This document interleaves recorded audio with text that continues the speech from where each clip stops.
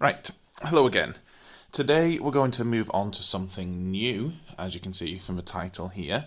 And the thing we're moving on to is trigonometry. Now, you've probably heard of this word before, or seen it written up on the walls in maths rooms, and it sounds pretty scary, but I promise you it's not, and we're going to take it slowly. There's going to be several stages to what we do for trigonometry.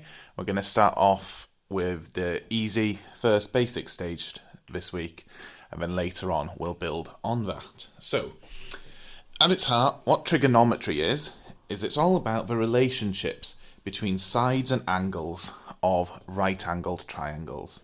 Now this bit here is important. Right-angled triangles. What we're learning now and for the next couple of weeks only works with right-angled triangles. So remember that. How do we know a triangle is right-angled? Well, that's if it's got this little box drawn in the corner here. Remember, that tells us that is a right angle, and a right angle is 90 degrees. So, if trigonometry is all about the relationship between sides and angles, that means it's going to allow us to work out sides and angles that we wouldn't normally be able to. Let's have a look at this triangle here. If we said that this side was 3 centimetres, and this side was 4, we'd know how to work out this side. We would work that out using Pythagoras, remember? Pythagoras. And if you remember the Pythagoras equation, that tells us that h squared equals a squared plus b squared. This would be a, this b, or the other way around. And remember h squared, that would be this side here, h, where h equals hypotenuse. Okay, but we can only do this if we already know two of the sides. That's the only time Pythagoras will work. So what would we do then if we wanted to work out this side? We wanted to work out the hypotenuse, but we only knew that side. There's not very much we can do. And this is where trigonometry comes in. So, for trigonometry to work, we only need to know one side, but we do need to know another one of these angles. So you always need to know an angle other than the 90-degree one. So, let's say we do know an angle. And we'll say that this angle here, and we're just going to call it theta. You'll have seen this symbol before here. I'll draw it bigger here so you can see it a bit more clearly. That symbol there is the Greek letter theta. And in maths, just like we use x for a variable we don't know, we tend to use theta for an angle we don't know. So because we don't know what this angle here is, I'm just going to call it theta. But this is all we need to work out the side. Okay, trigonometry, we can do that using only a side and an angle.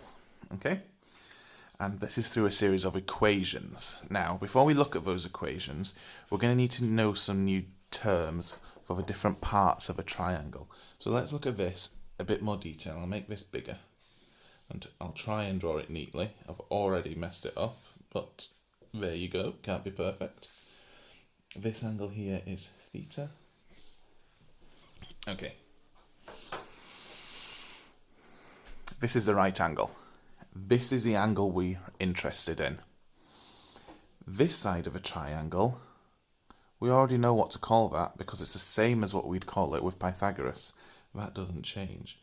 This side we'll call the hypotenuse still, and we'll use a h to represent that. And the way we're going to describe these different sides of a triangle is all related to the angle we're after. So, this side, how is this side related to that angle? Well, this side here is opposite the angle. So we call this side the opposite, and we just use an O for that.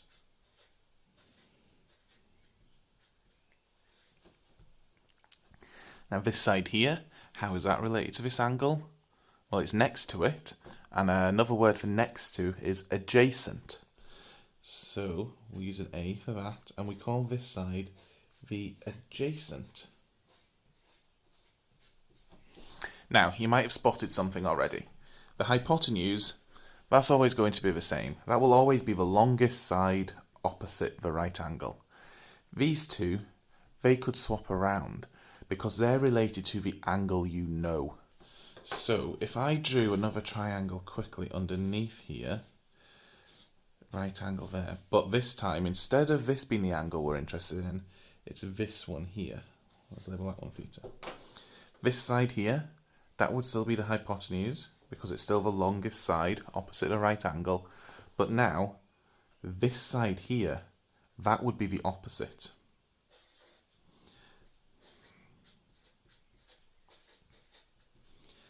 And now this side would be the side that's next to the angle we're interested in.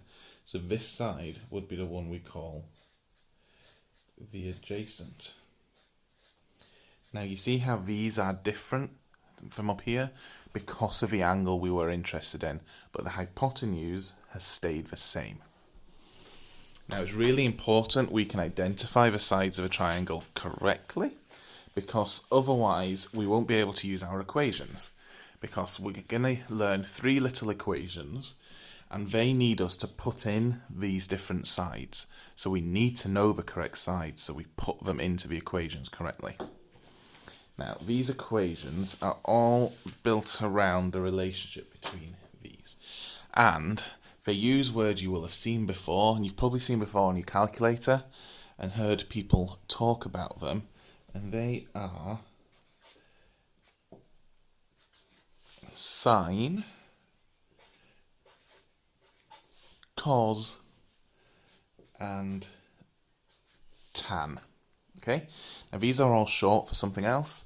Sine is short for sine, cos is short for cosine, and tan is short for tangent, but we don't really need that at the moment. And if we look at a calculator, you've got them on your calculator here as well, sine, cos, and tan.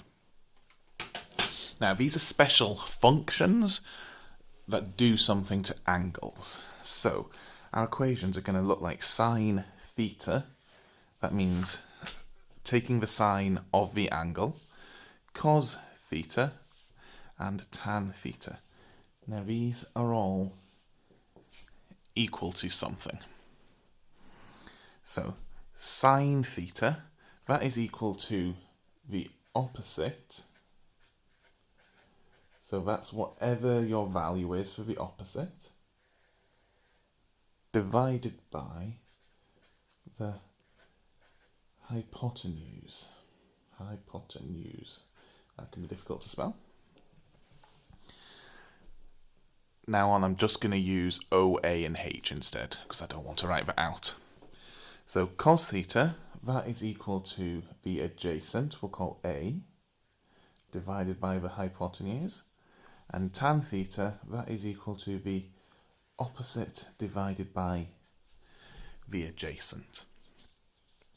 Now, using these 3, you could work out anything you wanted basically about a right angle triangle. You could work out missing sides or angles, and the equation you used would depend on what you had. So if we have a look at this example here, let's look here. Now I'm trying to work out this side, so I'm trying to work out the hypotenuse. So let's label this as H. I've got an angle. Now, what side do I have in relation to that angle? Well, this side here, that's the opposite. So let's call that O. So because this one here, it involves the opposite and the hypotenuse, there's only one of these equations which involves the opposite and the hypotenuse. And so this is the equation I used. We'll look at that a little bit more after. There's one last thing to this, which is going to make it easier. You need to know these equations. You need to remember them, especially as you progress and you go into Nat 5 and higher. You are not told these equations, and there is a little trick we can use. One you've probably heard said before, and that is the word SOHCAHTOA.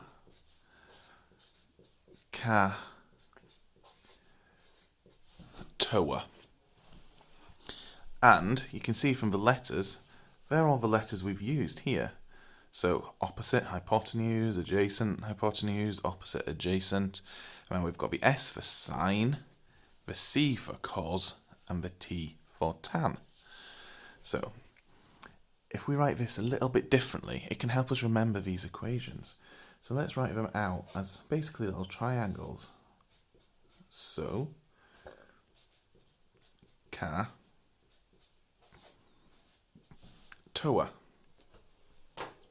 And if we think back to when we were doing distance, speed, time and things and using triangles to remember equations, if we just picture a little triangle around this, that's telling us that the sine of the angle is equal to the opposite divided by the hypotenuse.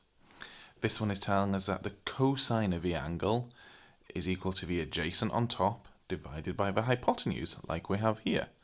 And this one is telling us that the tan of the angle is equal to the opposite on top divided by the adjacent, like we have there. So if you can remember this, if you can remember SOHCAHTOA, you'll never forget which one of these to use, because that tells you which one to use. And that's what we care about this week. So we're not actually going to use these equations this week. What we want to focus on is making sure we can pick the right one depending on the triangle and the question we have. And that's what we'll finish with. Let's look here. So what I want to do is identify the correct relationship based on what we have. So straight away, I can label this as the hypotenuse, H, because it's the longest side and it's opposite the right angle. Now, I have an angle. What side do I have in relation to that angle? Well, I have the opposite, don't I? Because this x is opposite of the angle. So, which of my equations involves opposite and hypotenuse? It's sine. So for question 1, what I would be using is sine, and my angle here isn't theta. I know the angle, so instead of theta, I'm going to put in 40. So sine of 40. The opposite is O, and the hypotenuse, I'm told, is 10. So I'll just put 10 in instead of hypotenuse. Okay, now, if I just write all the steps out for that, in case you didn't follow and you want to see all the steps, we'll just start with copying it from here.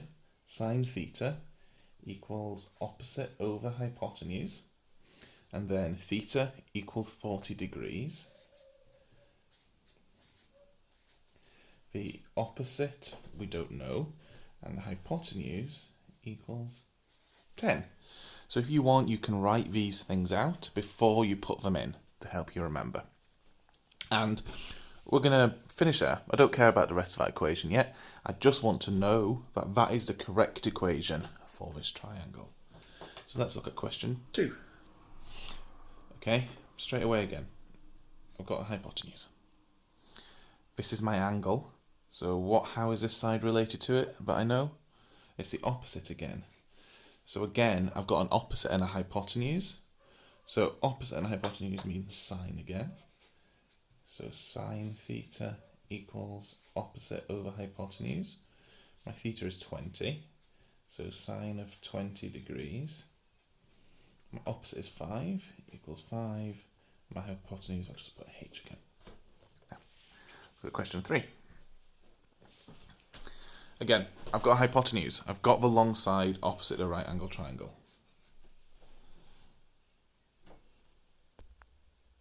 And I realised I made a little mistake in writing this question. I want us actually to be after this side. Okay? Otherwise we'd get the same as we got above. And there's not much use in that. So, I've got the hypotenuse. Now, if this is my angle, how is this side related to it? Well, this is a side next to it. And remember, we call that the adjacent, so an A. So, which of my things involves an A and a H? Well, that's this one. This is cos. So, cos theta equals the adjacent over the hypotenuse. So, cos of 45, because I know the angle, equals the adjacent, because I don't know that, over 15. And then finally this one. I don't know the hypotenuse this time, so I'm not going to label that because I don't know it. Now let's look at my angle. The sides that I do know is this one. That's next to my angle, so that's an A for adjacent. And this one is opposite my angle, so that's an O for opposite. Now which one of these, SOHCAH or TOA, has opposite and adjacent in it? Well, it's this last one, TOA, and that is tan. And we know now that tan theta equals the opposite over the adjacent, and then we'll just substitute in the numbers. I know that theta is 60 degrees, so tan is 60 degrees. I don't know my opposite, so I'll just leave that as an opposite. And I know my adjacent is 3. So there, the relationship I care about for this one is the tan relationship, and it's tan 60 is equal to the opposite over 3. Now, I went through that quite quickly, and I'm going to leave it there, okay? All I want us to focus on is being able to identify which relationship to use, okay? So, when you see a trigonometry question, the first thing you always want to do, really, is write down SOHCAH TOA. You can write it down like this, if you always remember that it's this divided by that, this divided by that. Or, if it helps you, write it down as a little triangle, so it's easier to see that the sine is opposite over the hypotenuse, etc. Okay, thank you.